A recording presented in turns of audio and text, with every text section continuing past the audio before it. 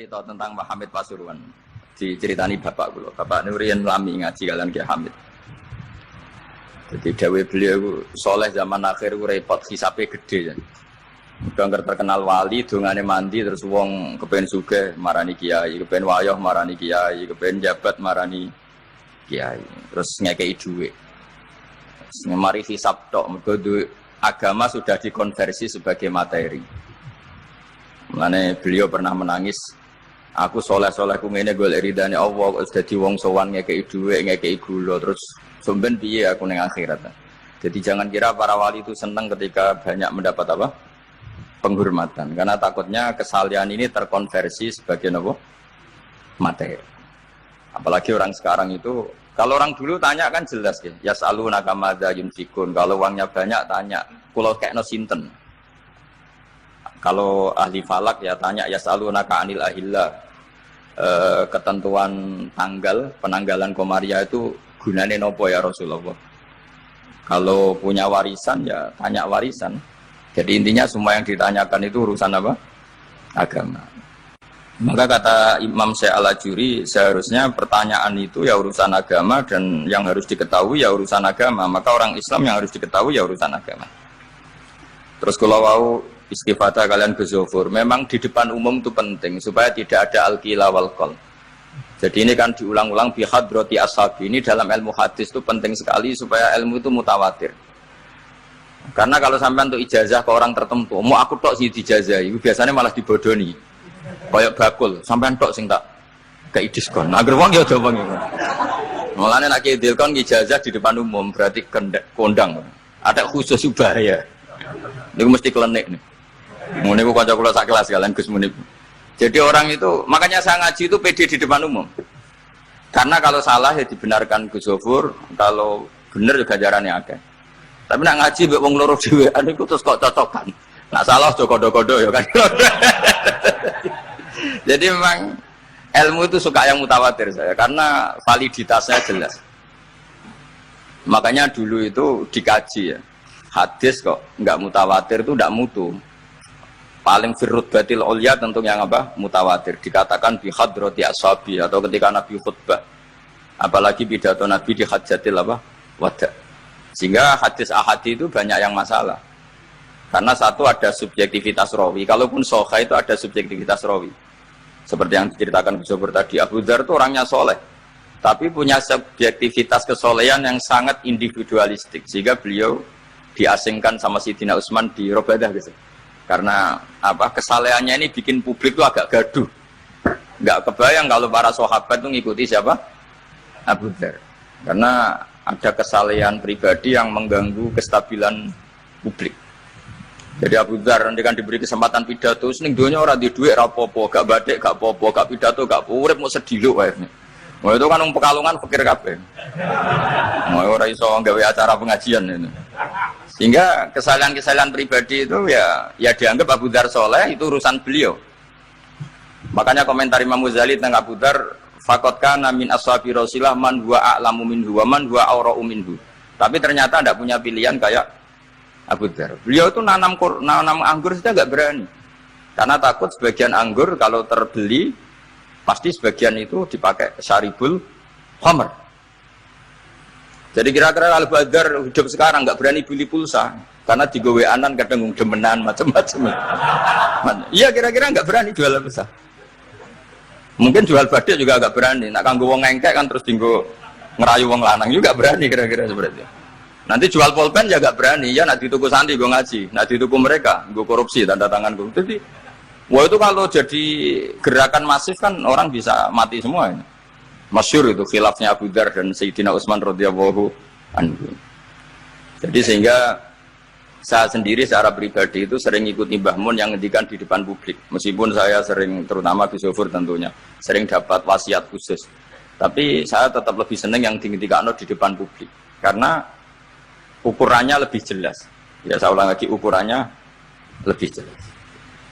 Satu, saksinya banyak. Dua, pasti itu ukuran umum. Cek sing cerdas, setengah cerdas. Tapi kalau ngendikan khusus kan, jadi kiai itu ya nak subuh aja kodok, itu kan nasihat campur ngenyak itu kan. Karena apa ya, itu kan agak-agak ngamuk tapi halusan itu. Itu. Jadi, tapi kalau umum kan standarnya jelas apa? Standarnya apa? Jelas. Ya saya teruskan. Jadi bihadroti asabi itu menurut saya kata kunci karena pentingnya mutawatir. Terus menyangkut pertanyaan tadi yang Gus Zofur hilang, nggak semua pertanyaan harus dijawab. Sebetulnya saya juga ngeritik. Nggak semua yang diunek-unek sampean itu takokno. Kadang wong takok nasib. Kita misalnya saya itu sering punya utang 1 juta, gak iso nyaur. Kadang wong takok, kalau diutang 1 miliar caranya nyaur piye? Wong kene diutang 1 juta caranya nyaur kok ditakoki sing utange napa? 1 miliar. Kulo nu di santri, bojone niku 3 wong sugih. Kowe iku urang kesuwan kula takok carane ngrukono bojone. Ya kene bingung, iya carane. Bojo sitok kowe kudu urip malah. Ditakoki. Bojo napa? Nah ternyata santri itu terinspirasi oleh cerita-cerita. Syaratnya wali itu kudu di bojo cerewet. Nak sitok cerewet wali, pemenang nak telu dia cara berpikir begitu. Nah, itu yang bojo pertama itu ngancam nak masih sah dengan istri kedua ketiga mau bunuh diri. Terus dene nate nyuwun sewu melafatkan tolak. Terus takok teng kula. Niku termasuk mukroh napa boten Gus? Karena saya melafatkan itu dipaksa diancam. Bojo pertama mau nopo? Disuware. Lah iku nang fikih kan hanya ada sartul ikrah itu mukrih harus mampu mewujudkan mahaddadahu. Kena arah Mekah tak patah. Ini ndak kasusnya unik. Umumnya bab ikrah di fikih kan nak ora ke tak patah ini ndak, ini kasusnya beda. Nak rabok turuti aku mati. Itu kan bingung. Ya saya sebenarnya nunggu Zofur ya, jawab Allahu a'lam. Nunggu Jibril ya sudah akan datang gitu. Artinya gini ya, problem kita kekinian itu setiap masyarakat punya iskal atau punya grundel itu ditanyakan kiai. Padahal seharusnya tidak sesuatu yang harus apa ditanyakan. Misalnya koyo gawane di bojo akeh ya mesti sumpek, ngurmat wong wedok sitok sumpek kemene telu. Terus gawane wong duwe utang akeh ya sumpek. Hal-hal seperti itu kan lazim. Sebenarnya nggak perlu ditanyakan, biasa wae standar.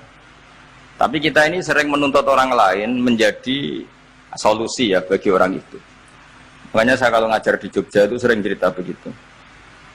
Problem orang kota itu adalah kalau punya beban itu dibebankan ke negara atau ke kiai atau ke ustadz. Padahal beban ini sebagai hukuman karena kesalahannya apa? Sendiri. Saya masih ingat betul ketika kasus Aid. Mbah Mun itu orang yang sangat syafiq li ummati, sangat syafiq lah, sangat syafakoh pada umatnya. Ketika ada seorang dokter peneliti obat Aid, itu sangat tertantang, dia sangat obsesi bisa menyembuhkan Aid. Aid yang karena free sex ya, bukan karena ketularan. Saya ulang lagi, yang karena seks bebas, bukan karena ketularan. Itu tidak biasanya yai duko. Baru pertama itu saya melihat yai itu agak duko. Terus beliau tidak jawab, tapi setelah dokter itu pulang ngendikan begini. Pangeran itu kadang ngersakno kabeh iku ana sangsine. Cara bahasa modern ana sangsine. Ya tujuane pangeran iku wong ben tobat ben balik nang Allah. Jadi ana wong uripe ngawur diutang, ya sangsine wong urip ngawur diutang ben uripe apik. Intinya Mbah Mun tuh mau ngendikan kesalahan itu pantese ya ana sangsine ben wong tobat. Lah saiki kiai iku nek ditakoki ngono berusaha cari solusi sanksi iku, padahal Allah kepengen memberi sanksi. Enggak sampean misalnya zaman mondok ra sregep terus bareng saiki dadi kiai bingung terus kula kan dadi solusi Gus kayak donga laduni. Wong pangeran ngekeki sanksi kuwe zaman pondok ra sregep. Ben ora rasane isin maca kliru di depan umum. Malah yo ijazah napa? Laduni. Jadi itu pelajaran bagi saya menurut saya. Jadi kata Mbah Mun la'allahum yarji'un itu la'allahum yantahun yang di Quran itu satu kesalahan itu pasti Allah itu menghendaki ada apa? Sanksi. Tentu maksudnya Allah baik supaya tobat. Tapi sekarang sanksi itu mau dihilangkan. Kadang konsultannya itu kayak bojo kepengen minggat. Sing lanang tak takoki kena apa? Mun lami Gus boten kula nafakoi. Ya aku yang mending normalnya aku minggat, aku terlambat bojomu kepen minggat saiki aku terlambat. Kudune wis wingi-wingi. Normalnya wong lanang ra tanggung jawab, mencen sanksine bojone minggat. Itu kula kiai ini ra perlu memberi napa? Solusi. Tak takoki lah minggate tek diteng-teng tuane. Berarti bojomu pinter. Wis ngerti sing lanang ra kena deloki melok wong tuane ya meniku. Jadi nah seperti itu menurut saya semua kiai itu harus kayak saya dalam bab itu. Tapi mereka nyari donga, piye bojo iki ra dicukupi lah seneng. Terus golek akeh pengasih, golek jimat. Akhirnya bangun nanti cerita, sing kula paling tak kenal sih. Akhirnya kiai ini nganti lali ya. Ono melarat ijazah kiai. Berhubung kiai ini ku isin muni ra iso dijazahi duha mbek donga. Kiai ini ku lali nak dhewe fakir. Akhirnya yang minta ijazah itu ditimbali bangun. Rene tak ijazahi. Kowe yo ijazah duha mbek sapa kiai iki. Lha kiai ku dhewe fakir kok jalu ijazah. Jadi ijazah ya aku sing wis sukses dadi kiai sugih. Artinya apa? Benar ceritanya Gus Zofur, gara-gara setiap pertanyaan itu memaksakan bisa jawab. Jadi kayak kok neng pondok lho, mus karuan dene dhewe Joko Tuwa. Lho kok ngeke ijazah mahabbah. Dene pondok kan Joko Tuwa. Itu di pondok mana-mana Gus itu ada ijazah laduni. Padahal sing ijazah iku ya tau ra munggah. Sekolah iku ora tau munggah. Ngono dicalon ijazah laduni ya. Coba di pondok-pondok beredar gak ijazah ketemu Nabi Khidir? Beredar. Padahal yang ijazah juga gak pernah. Nah itu karena yang diceritakan Gus tadi memaksakan bisa.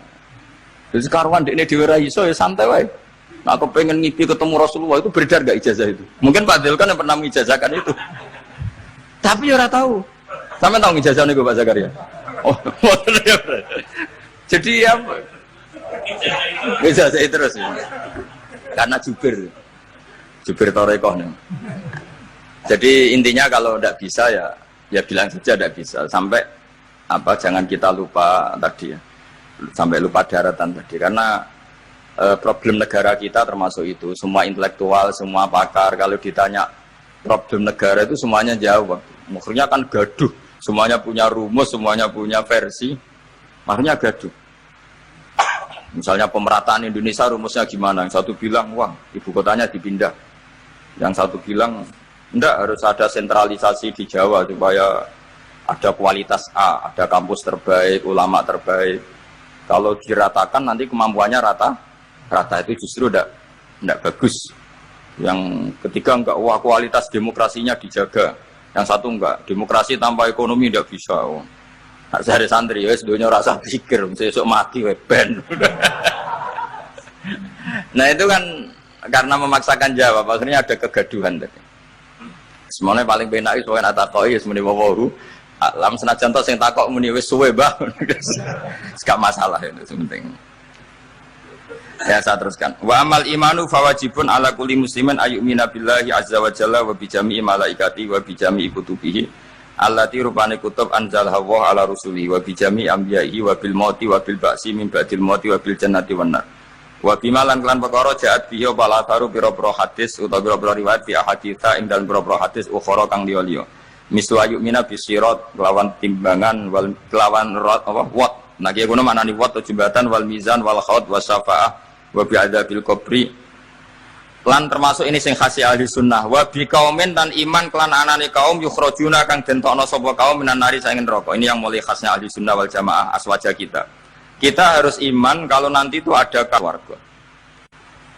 Saya tahu persis tag ini ada di Sahih Muslim ketika zaman tabi'in yang masih ada sahabat banyak. Sebetulnya bukan zaman tabi'in banget karena zaman itu masih banyak apa? Sahabat. Itu mereka cara berpikir sudah semua ahlun nar itu redaksi di Quran tuh khalidina fiha. Sehingga zaman tabi'in sudah banyak yang berpikir enggak ada kemungkinan orang sing yukhrajuna minan nar. Sehingga terus ada kafilah itu ada delegasi, ayo kita ke Madinah, semoga kita ketemu sebagian ashabu Rasulillah. Sehingga cerita akhirnya ketemu beberapa sahabat. Di situ diceritakan ada Jabir, ada beberapa lah yang sahabat sepuh bahkan. Nah, terus si sahabat Jabir ini cerita kalau itu memang ada di syafaati Rasulullah Shallallahu Alaihi Wasallam. Tapi satu kontingen ini yang tetap berpikiran tidak ada syafaat itu banyak. Alasannya semua cerita tentang ahlun nar adalah khalidina fiha. Ketika Jabir masih hidup itu ya ya sempat terjadi debat. Loh itu yang khalidina fiha itu amma ahlun nar alladzina hum ahluha. Memang dia berhabitat neraka, memang alamatnya neraka. Kalau orang mukmin atau orang muslim itu tidak punya alamat neraka, cuma dia singgah. Ini cari pengalaman apa tidak tahu, pokoknya dia itu singgah. Nah itu kan sehingga ini menjadi khas. Meskipun khas ini iskal, kita akan iskal karena itu di Quran tidak ada. Tidak ada, maksudnya nggak ada secara sorry yang menerangkan ada kaumin sing yukhrajuna minan nar. Makanya Syekh Al-Ajuri ngendikan ciri khas ahli sunnah adalah mengimani adanya kaum sing yukhrajuna minan nar. Karena itu zaman tabi'in sudah ada polemik. Tapi tentu kita yang mengimani itu. Tapi kalau ada yang tanya di semua Quran kalau masuk neraka itu khalidina fiha itu dijawab apa? Amma ahlun nar alladzina hum ahluha. Memang dia spesifik ahli neraka, memang dia berpenduduk neraka. Alamatnya neraka, KTP-nya neraka, kakaknya neraka. Kalau kita ini ndak, KTP kita surga, mbah-mbah kita ahli surga. Karena alamat kita sebenarnya kan surga. Nabi Adam itu kan surga alamat. Makanya saya ngaji di mana-mana itu betapa baiknya agama ini. Karena kunci surga kita sudah dikasih tahu miftahul jannah. Sementara kita tidak tahu kuncinya neraka. Jadi kena mlebu neraka kebangetan. Wong ora roh kuncine kok mlebu. Tapi jare kancaku, wah kalau pintu deh Gus langsung blesek. Ini problemnya itu. Tapi nek sampean mlebu neraka kebangetan. Karena yang kita punya kuncinya itu surga, kita tidak punya kunci neraka. Ono sing dikunci neraka, betul toh? Nah, harusnya kita nggak bisa masuk neraka karena nggak punya kuncinya. Jadi kalau nak maca hadis miftahul jannah la ya itu syukur kalau cek apike Kanjeng Nabi, wong kunci kok didudono. Itu kan luar biasa. Jadi orang memahami hadis itu. Saya ini tahadduts bi nikmah, ini mau ada Gus Zofur, ini saya tasihkan. Wal asri demi masa, demi waktu. Saya ketika baca ayat yuridu wa bikumul yusra wala yuridu bikumul usra. Dengan ayat wal asri demi waktu. Itu memang luar biasa Islam itu. Coba ya. Kita baca kalimat tauhid itu kan hanya butuh waktu setengah menit, mungkin tidak ada la ilaha illallah Muhammadur Rasulullah.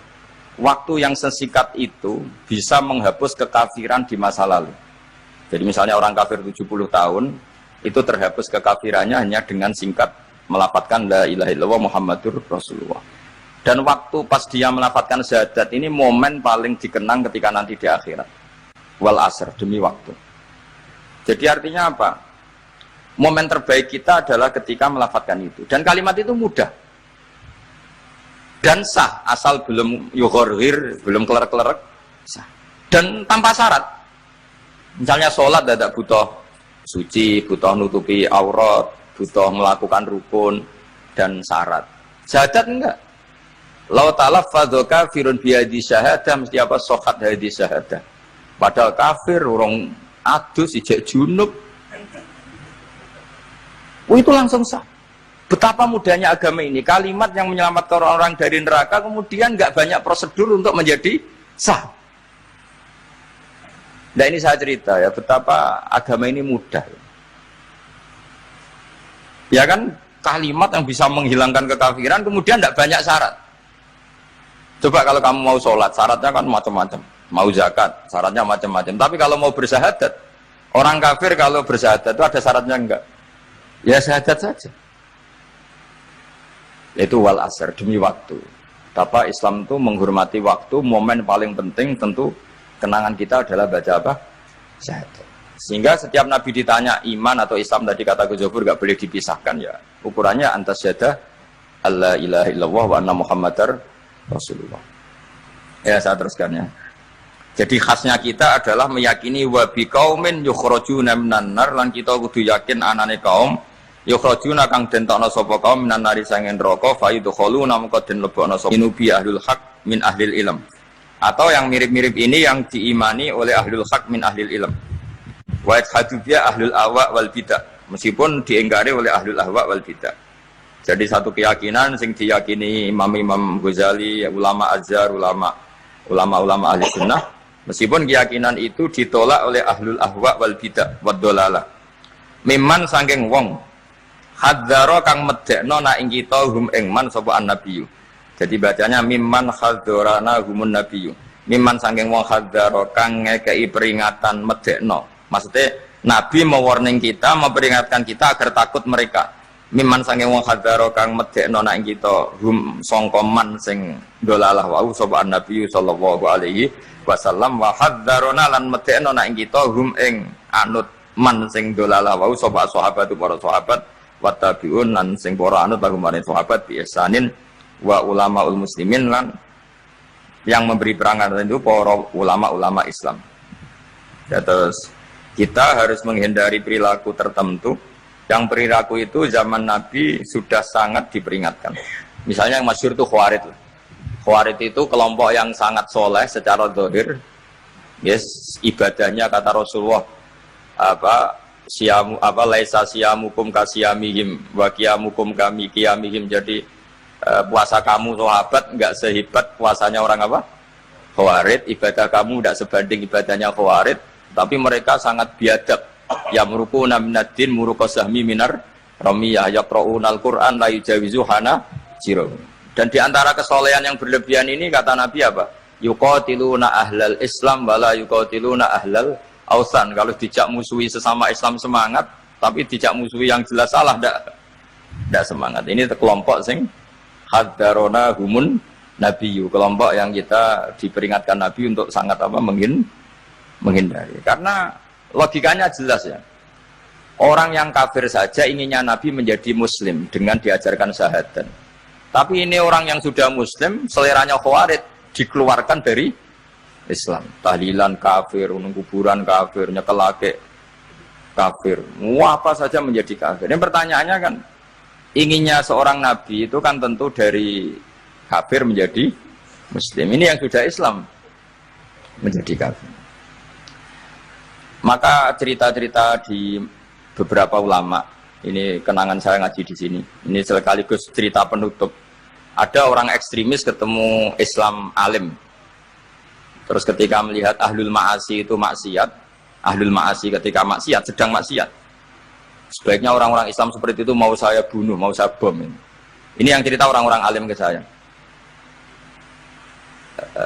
Terus kata si orang alim tadi, lau annahum matu, kalau mereka benar-benar mati, final maksiyah, itu aina masiruhum. Lalu mereka kemana? Si yang keras tadi bilang ilanar karena mereka mati final maksiyah. Terus jawabnya yang alim tadi, akanadzalika muradan Nabi, apa umat Islam mati kemudian min ahlin nar itu yang dikehendaki Nabi? Untungnya yang si ekstremis tadi agak alim. Ya enggak, Nabi inginnya umatnya itu ya mati tidak masuk neraka. Ya sudah, jangan bunuh sekarang, kasih kesempatan tobat. Untungnya si yang ekstrim ini termasuk min ahli ilm, dia nerima konsep itu, nerima. Itu jadi pelajaran dialog kealiman. Dan kita menjadi moderat bukan karena liberal atau sekuler. Memang kita baca hadis-hadis misalnya inna wuha yabsutu yadahu billail yatuba musiun nahar wa yabsutu yadahu bin nahar yatuba musiul lail. Allah yang Tuhan saja inginnya itu menunggu tobatnya mereka, bukan mengakhiri mereka dalam keadaan tidak tobat. Jadi ini supaya jadi paham menjadi khas kita. Ya Allah yang Tuhan saja inginnya kan menunggu tobatnya mereka, bukan malah tobat itu kita hentikan ya dengan dibunuh ketika maksiat. Itu artinya kan kita tidak memberi kesempatan tobat. Sama sih ingat Mbah Mun sering cerita ke saya, aku corokon mileh, kata beliau, aku corokon mileh iku yo ora pati seneng ono terlalu tegas, terlalu mergo Allah wae ngekei kesempatan. Ya tadi, logikanya kan Allah saja, misalnya Allah Ta'ala selalu membuka tangannya di malam hari, supaya yang tadi siang maksiat, tobat di malam hari. Terus Allah membuka tangannya di siang hari, supaya yang tadi malam maksiat, tobat. Intinya Allah Ta'ala itu menunggu tobat, bukan menghentikan asbabit taubat. Sehingga tradisi guru-guru kita, ya utamanya Mbah Mun, itu sama siapa saja baik, bukan karena baik sama orang fasik, bukan, tapi implementasi dari menunggu tobatnya orang fasik. Dan tentu itu butuh tarbiyah, butuh syafaqah, butuh kasih sayang, butuh. Saya masih ingat ketika beliau baca kitab di karangannya Imam Sa'roni itu, Tambihul Mukhtarin, itu diantara madzhab Imam Sa'roni itu al-hikmah dolatul mu'min itu beliau juga menambahkan wal fasik dolatul mu'min. Bukan sekedar al-hikmah dolatul mu'min, tapi al-fasik juga dolatul mu'min. Karena ketika seorang mukmin fasik ini seperti barang yang hilang, dia tercerabut dari akarnya, yaitu akar keimanan dan keislaman. Maka kita-kita, kata Imam Sa'roni, kita-kita sebagai orang soleh harus menemukan mereka atau mengambil mereka untuk kembali. Jadi ini komitmen kita sebagai murid Mbah Mun, sebagai murid Syekhina Al-Alamah Kiai Maimun, supaya orang itu terbiasa seperti sifatnya Allah. Itu kan diulang-ulang, takhallaku bi akhlaqillah. Padahal jelas di Quran, ya qul ya ibadiyalladzina asrafu ala anfusihim la taqnatu mir rahmatillah. Dan Allah masih memanggil wa anibu ila rabbikum, ayo kembali. Kan enggak fair. Allah yang Tuhan saja, yang Al-Ghaniyul Mutlaq menyuruh mereka kembali. Kemudian kita mengusir mereka. Jadi lewat ngaji ini ya itu tadi, makanya kita iman wa biqaumin yukhrajuna minan nar. Artinya bahkan di akhirat yang notabene sudah ada amal, itu saja inginnya Allah sama orang Islam kaumun yukhrajuna minan nar, bukan malah diblesno gitu. Lah ya akhirat yang notabene sudah enggak ada amal, itu saja kaumen yang mukmin, apalagi tau mondok, apalagi grup hima, itu tapi rasa moron rokok, kalau pesene rasa moron rokok. Itu inginnya itu yukhrajuna minan nar. Makanya kalau baca hadis itu harus ada dzauq. Selain ilmu itu harus ada dzauq. Betapa syafaqatu Rasulullah sallallahu alaihi wasallam. Inginnya semuanya itu yadkhulunal jannah. Kalaupun ada yang masuk neraka, yang orang Islam tuh, tetap obsesi Rasulullah, cita-cita beliau adalah yukhrajuna minan. Makanya masyhur itu wala sawfa yu'tika rabbuka fatardah, jawab Nabi la ardo wa wahidun min ummati finnar. Saya tidak akan ridho ya Allah, tidak akan puas wa wahidun min ummati finnar. Satu dari umatku min ummatil ijabah minan. Makanya saya setuju dengan saya Al-Ajuri, kita sebagai ahli sunnah di antara khasnya apa? Iman adanya kaum sing yukhrajuna minan. Pun nggih ngoten. Sampai wah kok dibaca Arabnya saja, nah ini nurut apa gue sebut. Mimman khadzarona tadi siapa? An-Nabi. Mimman saking wong khadzaro kang ngekei peringatan medekno nak kita hum ing sangka gerakane man mau sapa Nabi sallallahu alaihi wasallam. Saterusé terus wa ulama muslimin wa yu'minu bil qadar khairihi wa syarrihi wa yabra'u mimman lam yu'min bil qadar.